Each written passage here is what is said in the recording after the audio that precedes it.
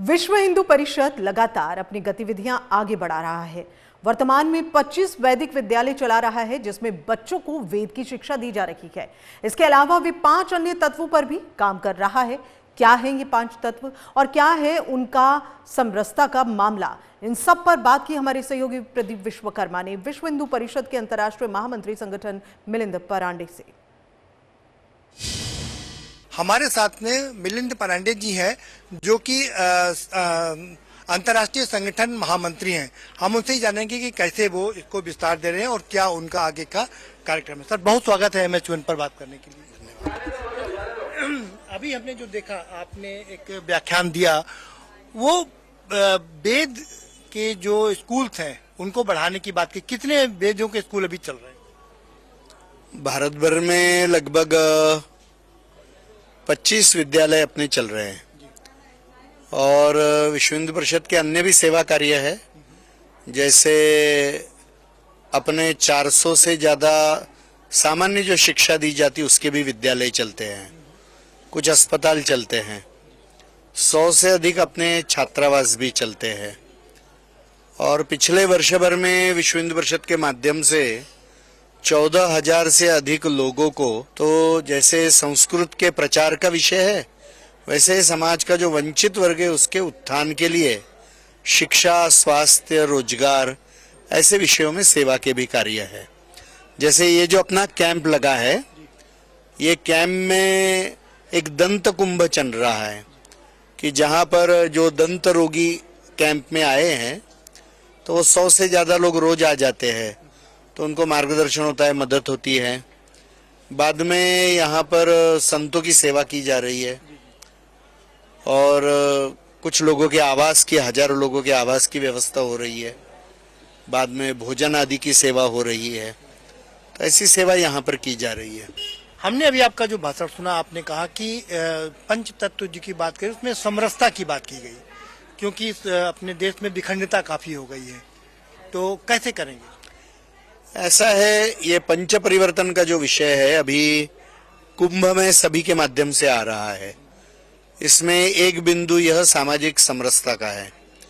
हम देखेंगे कि हमारा तत्वज्ञान यही कहता है कि आत्मवत् सर्वभूतेषु, यानी सभी के अंदर एक ही भगवान का तत्व विद्यमान है।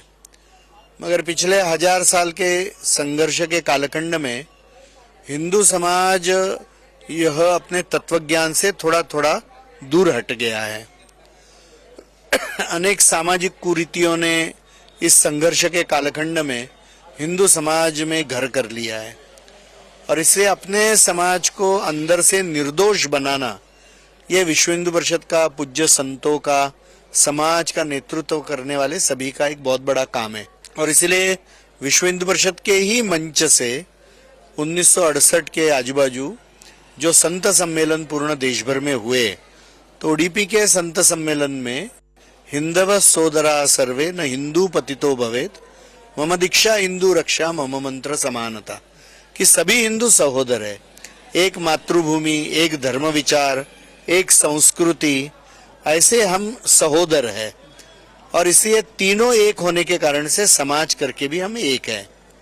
दूसरी बात जो इसमें कही गई कि केवल किसी एक परिवार में या किसी एक जाति में जन्म लेने से कोई पतित नहीं हो जाता है। ये पूज्य संतों ने एकत्र आकर, मैं उसी पर आ रहा था सर, कि क्या ये जो आपके वेद विद्यालय चल रहे हैं उसमें क्या जो दलित वर्ग है वो भी आ सकता है? आते हैं ना। जैसे अभी हम पुजारियों का प्रशिक्षण कर रहे हैं, तो विश्व हिंदू परिषद ने अकेले तमिलनाडु में 20,000 से अधिक पुजारियों का प्रशिक्षण किया है।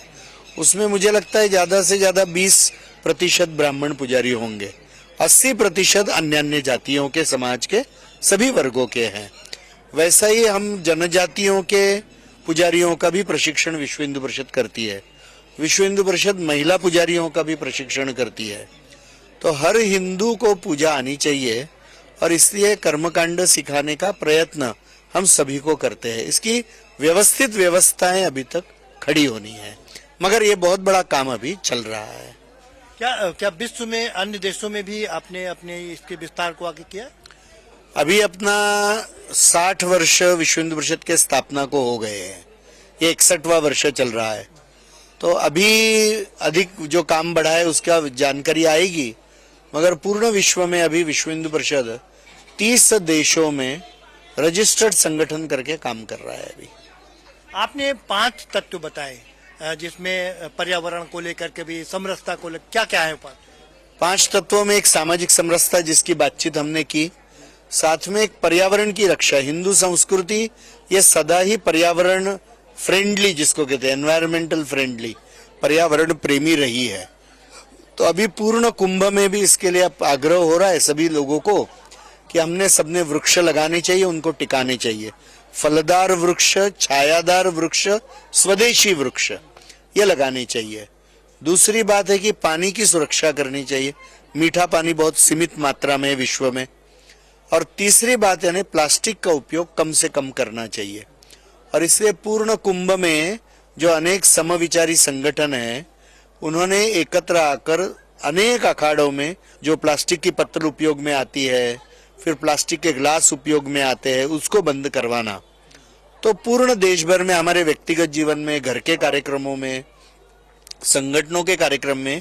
तीसरी बात इसमें और जो आती है वह यानी कुटुंब प्रबोधन की। आज हम देख रहे हैं कि हिंदू संस्कारों का क्षरण हो रहा है, विवाह विच्छेद हो रहा है, बाद में हिंदू घरों में कम बच्चे हैं। तो जो एक पश्चिमी भोगवाद का वृद्धि हुआ है, तो स्टैंडर्ड ऑफ लिविंग के नाम पर, अन्य नामों के ऊपर परिवारों में बच्चों की संख्या कम करने का निर्णय परिवार ले रहे हैं। तो मुझे लगता है यह हिंदू अस्तित्व के लिए, समाज के अस्तित्व के लिए बहुत खतरनाक विषय है। और इससे हिंदू संस्कारों को पुष्ट करना, प्रस्थापित करना, हर हिंदू परिवार में कम से कम 3 बच्चे हो, यह आग्रह करना, इसके लिए कुटुंब प्रबोधन का विषय यह चलाया है। महाकुंभ चल रहा है और बसंत पंचमी का शाही स्नान है, उसको लेकर के क्या तैयारी है? देखिए, वह तैयारियां तो प्रशासन कर ही रहा है। मुझे लगता है लोगों को भी अपना अनुशासन संभालना होगा और शांतिपूर्ण रीति से दर्शन करना, जल्दीबाजी नहीं करना, भीड़ की जगह पे थोड़ा संभल कर रहना, संपूर्ण गंगा जी के तट के ऊपर स्नान करना, क्योंकि सभी जगह संगम का ही जल आ रहा है। सभी ने, संतों ने भी आह्वान किया है। तो गंगा जी के स्नान का महत्व है। तो अमृत स्नान के समय भी संगम के ऊपर ही जाने का आग्रह केवल न करते हुए यदि पूर्ण गंगा जी के तटों के ऊपर लोग स्नान करेंगे तो मुझे लगता है खतरा भी कम हो जाएगा। बाकी सरकार और पुलिस ने बहुत सारी चिंता की है, मगर समाज को भी अपना अनुशासन टिकाना पड़ेगा। बहुत शुक्रिया एमएच1 से बात करने के लिए। तो ये है मिलिंद पांडे जी, संगठन महामंत्री अंतर्राष्ट्रीय विश्व हिंदू परिषद, जो कह रहे हैं कि सरकार तो अपना काम कर रही है, बाकी के लोग भी अपना काम कर रहे हैं, कि लेकिन लोगों को भी अपना काम करना पड़ेगा, लोगों को भी सतर्क रहना पड़ेगा, सजग रहना पड़ेगा। और शाही स्नान जो कि 3 तारीख को है, उस अमृत स्नान, उसमें वो कहीं भी हो, क्योंकि संगम सभी जगह पर है, सिर्फ संगम नोज पर ही नहीं है।